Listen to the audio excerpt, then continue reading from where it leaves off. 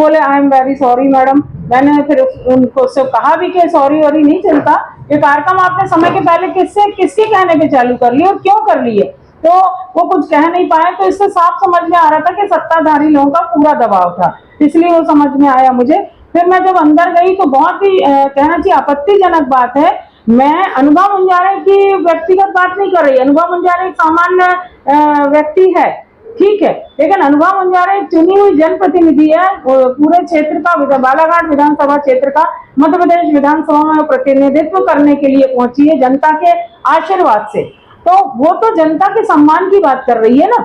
वहां पर जब मैं देख रही हूँ तो फ्रंट लाइन में सारे के सारे जनप्रतिनिधियों के साथ साथ सारे भाजपा के लोग बैठे हुए थे, जो आज की तारीख में कुछ भी नहीं है, जिनके पास ना कोई पद है, ना कोई वो चुनाव में कोई उनकी भूमिका है, ना कुछ नहीं है, तो सारे कब्जा किए हुए बैठे।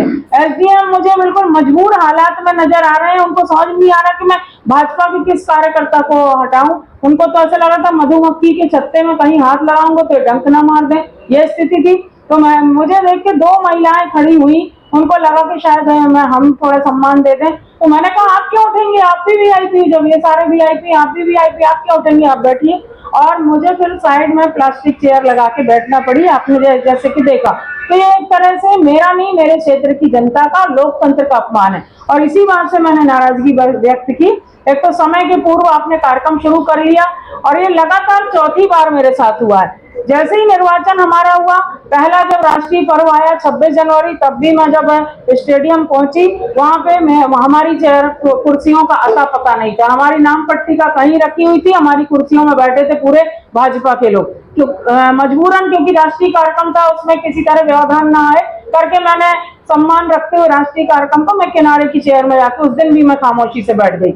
उसके बाद फिर अभी आपने देखा होगा हमारे जो कॉलेज है जटाशंकर त्रिवेदी कॉलेज, इसको अभी एक्सीलेंस कॉलेज बनाया गया, प्रधानमंत्री एक्सीलेंस कॉलेज की तो मिला है दर्जा।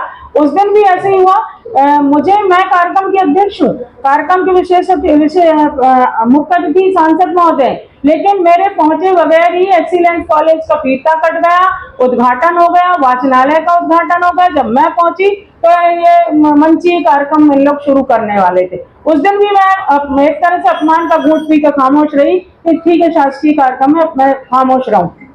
तीसरी बार मेरे साथ हुआ अभी 15 अगस्त को। 15 अगस्त, मैं तो नाम सहित बोलूंगी, 15 अगस्त को जब मैं यहाँ शासकीय कार्यक्रम में जब मैं पहुंची तो मेरी नाम पट्टिका थी, जहां मेरी चेयर थी, उस मेरे सोफे में हमारे पूर्व विधायक, पूर्व मंत्री श्री गौरीशंकर बिसेन जी बैठे थे, और उनके जस्ट बाजू में उनकी धर्मपत्नी श्रीमती रेखा बिसेन जी बैठी थी।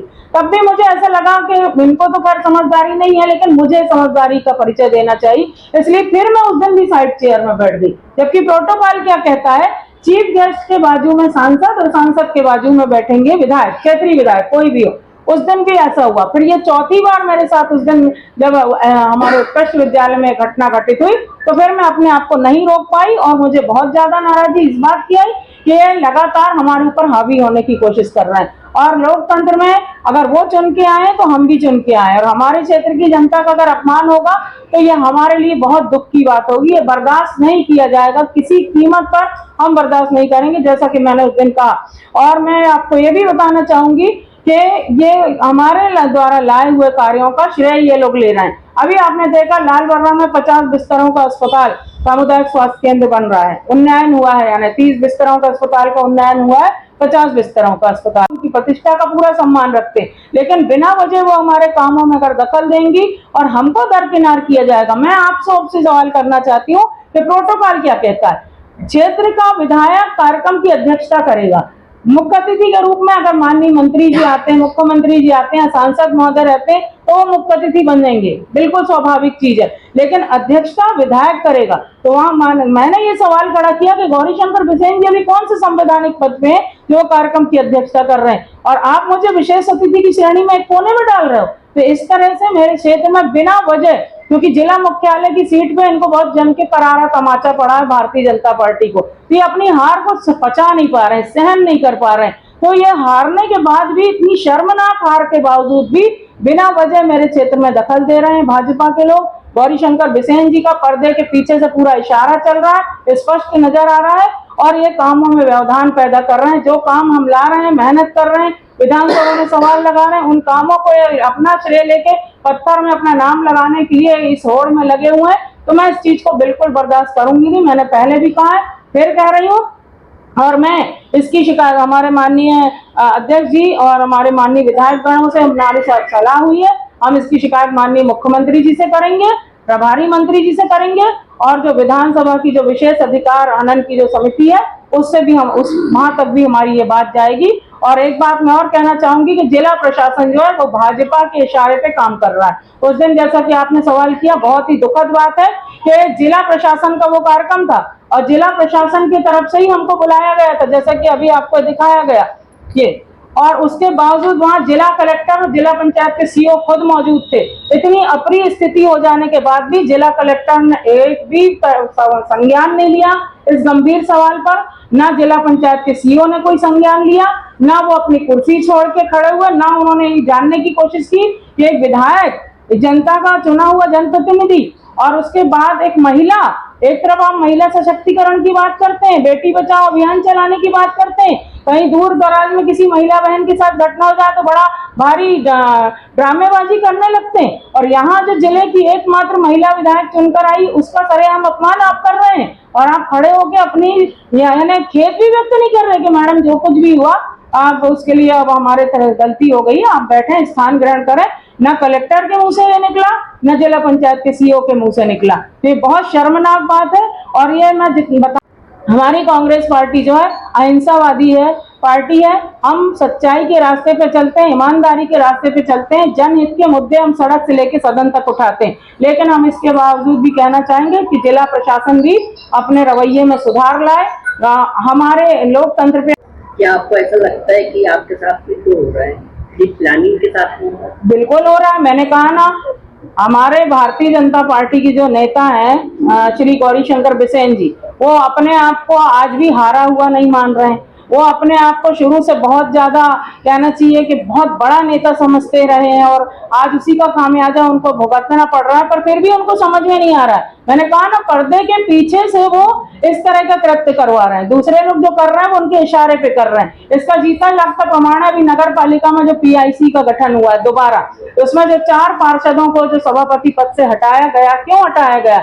इसलिए कि वो अपनी बात को मुखरता से उठाते थे। जो नगर पालिका में भारी भ्रष्टाचार जो चल रहा है, मनमानी चल रही है अध्यक्ष और उनके पति के द्वारा, उस पे वो आवाज उठाते थे और अपने वार्ड के और अपने शहर के विकास की बात करते थे। तो वो चारों हमारे पार्षद भाइयों को और बहनों को वहां पद से हटा दिया गया है, सभापति पद से। अब ऐसे लोगों को सभापति बनाया गया है जो मुंह में दही जमा के बैठे रहे चुपचाप, और जैसा वहां उनको पीआईसी की बैठक में दस्तखत करने बोला जाए वो ऐसा दस्तखत करें। मैं खुद 10 साल नगर पालिका अध्यक्ष रही हूँ। हमारे माननीय संजय उइके जी अध्यक्ष रहे नगर पालिका, विवेक पटेल जी नगर पालिका के अध्यक्ष रहे, हम लोग संयोग से तीनों ही अध्यक्ष रहे नगर पालिकाओं में अपने अपने इलाके में। तो पीआईसी की जो बैठक होती है उसका विधिवत एजेंडा जारी किया जाता है, संबंधित सदस्य के पास भेजा जाता है, उसके बाद वो बैठक में शामिल होते हैं। लेकिन अभी वर्तमान में जो नगर पालिका में जो पीआईसी की बैठक होती है, प्रेसिडेंट इन काउंसिल की, उसमें इन्हीं जो सभापति हटाए गए, इन लोगों ने बराबर इस बात की आपत्ति ली कि आप बिना एजेंडा के बैठक बुला लेते, हमको एजेंडा नहीं मिलता, कुछ भी नहीं, हमको सिर्फ फोन आता है कि आपको बैठक में आज पीआईसी की बैठक है, आपको आना है।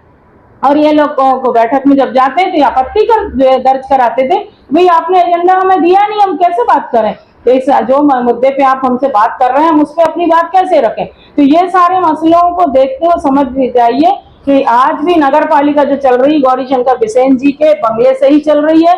वो ये रिमोट कंट्रोल वहां है, काम ये लोग कर रहे हैं, रिमोट कंट्रोल वहां से चलता है। एकदम स्पष्ट हो गया ना, 4 जो हटाए गए मेरे मुझे जानकारी में जैसा आया, चारों पार्षदों की मैं बहादुरी की तारीफ करूंगी, भले वो किसी भी दल के, लेकिन वो सच्चाई की बात करते थे, न्याय की बात करते थे। और एक जो हमारी पार्षद है श्रीमती वंदना बारमाटे, वैसे नियम ये होता है कि अनुसूचित जाति जनजाति का एक पार्षद को पीआईसी में लेना अनिवार्य होता है, सभापति। तो इनने उस नियम को भी ताक में रखते हुए श्रीमती वंदना बारमाटे को हटा के एक तरह से हमारे अनुसूचित जाति वर्ग के भाई बहनों को भी कहना चाहिए अपमानित करने का काम किया, नियम विरुद्ध काम किया। मैं तो इस बारे में भी संज्ञान ले रही हूँ कि ये नियम में जब है एक सदस्य होना चाहिए तो कैसे हटा सकते हैं। ये भी एक बहुत बड़ा सवाल है। तो मेरा यही कहना है कि पूरी मनमानी भाजपा की चल रही है और ये अपनी हार को पचा नहीं पा रहे हैं और इसलिए कामों में व्यवधान डाल रहे हैं। और ये मेरे कामों में तो व्यवधान डाल नहीं सकते, क्योंकि मैंने पहले भी कहा है, मैं तो संघर्ष करने वाली रही हूँ सड़क से लेकर सदन तक, और ऐसे कई जेल और आंदोलन करके हम कई पुलिस की लाठी डंडे गोली खाते रहे। हम डरते नहीं, हम तो जनहित के लिए, लोकतंत्र की रक्षा के लिए अगर हमारे प्राण भी कभी जाएंगे तो हमें लगेगा कि हमारा राजनीतिक क्षेत्र में काम करना सार्थक रहा। तो मैं तो ईमानदारी निष्ठा पे बात करती हूँ हमेशा, और यही बात कहती हूँ कि भाई हम प्रशासन से भी बिना वजह टकराना नहीं चाहते, कानून का भी हम पूरा सम्मान करते हैं। इसलिए आपने देखा होगा कि जब जिला कलेक्टर श्री मृणाल मीना जी जिस दिन उन्होंने पदभार ग्रहण किया था जिला कलेक्टर का, उस दिन मैंने क्योंकि मेरे विधानसभा क्षेत्र में कलेक्ट्रेट भी है और जिला कलेक्टर का कार्यालय है, तो मैंने एक सौजन्य भेंट, एक कहना चाहिए परंपरा से अलग हटके मैंने एक सौजन्य भेंट करने में गई। कई लोगों ने सवाल भी उठाया, पर मैं गुलदस्ते, फूलों का एक गुलदस्ता लेके सिर्फ इसलिए गई थी, मेरा तो उसमें कोई स्वार्थ नहीं था, लेकिन मैं अपने क्षेत्र की जनता की तरफ से और जिले की जनता की तरफ से उनका सम्मान करने गई थी कि ठीक है,